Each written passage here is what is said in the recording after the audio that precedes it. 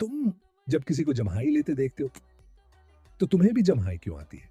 इसे contagious yawing कहते हैं। मतलब ये एक इंसान से दूसरे में फैलता है। साइंटिस्ट्स मानते हैं कि ये हमारे ब्रेन का एम्पैथी सिस्टम है। यानी जब हम किसी को देखते हैं, हमारा दिमाग उसे कॉपी करने लगता है।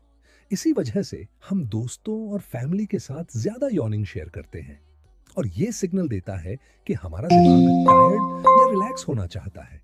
यानी जम्हाई सिर्फ नींद नहीं, बल्कि ब्रेन कनेक्शन का संकेत है।